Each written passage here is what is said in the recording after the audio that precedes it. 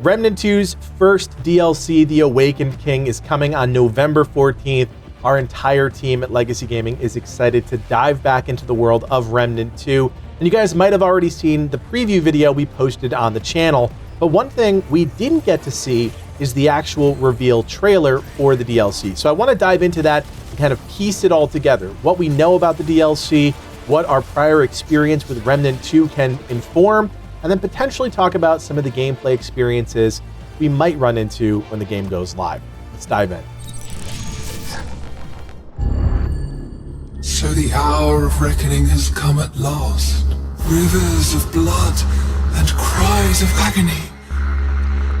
The king I once served, once counted as a friend, is no more. What remains is a true tyrant. Our world shall slip ever deeper into peril. Should we fail to put a stop to his bloodlust, will you light the way? Decide, strange one. Duty or hope?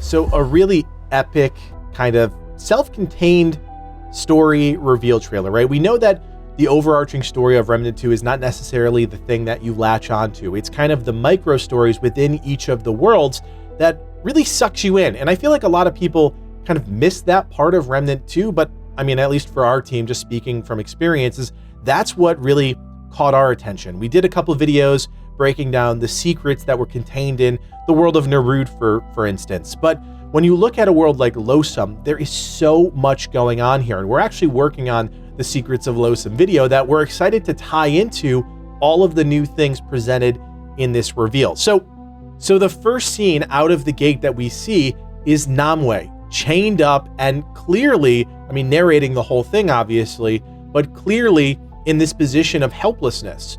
And she even says that the king she considered a friend, and that has changed. That dynamic has shifted.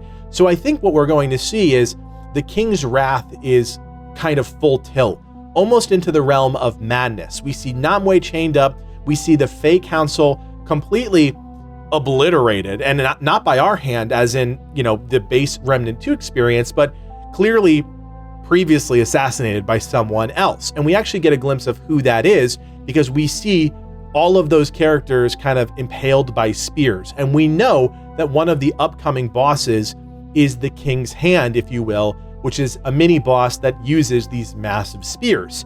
So all of those pieces are coming together. You've got the king who's awakened, he's enraged, he's enlisted the help of the King's Hand, the only person that he trusts. The King's Hand is going out for vengeance. Maybe he killed the Fae Council, we don't know that for sure, but it's pretty clear.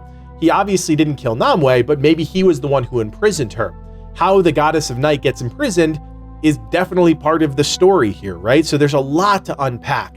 With something like a monarchy, you see all of those actions, all of those decisions trickle down to the common folk. And you can see the slums of Losomn have never looked worse. One of the things that we heard in the press release and kind of the pre-release information was that the seas have become angered and there are new creatures, and we get a glimpse of one of them here that have kind of come ashore to wreak havoc on the world of Losomn, as if they didn't have enough going on. So you've got all of these dynamics and everything is driving towards the Awakened King. Now, we don't know this for sure, but man, I would imagine the final boss of this DLC is the Awakened King himself. Now, we know that the Red Prince is technically his son. How does that factor into everything? It's really unclear, but it's going to be so fascinating to put all of those pieces together and see how some of the previous Losomn content is actually tied to secrets and the world itself. Because we know this team. They are going to embed a ton of secrets into the standalone Awakened King content, but there's also going to be some connection to the previously explored and deployed Remnant 2 Losomn content. We just know that. We already know there are going to be more gear drops in this standalone story than any of the other singular stories. We also know that there are going to be new corpse drops, so new rings and things like that that you can find in the base game. There's a lot coming, and I know a lot of people are hung up on the 5 to 6 hours of gameplay.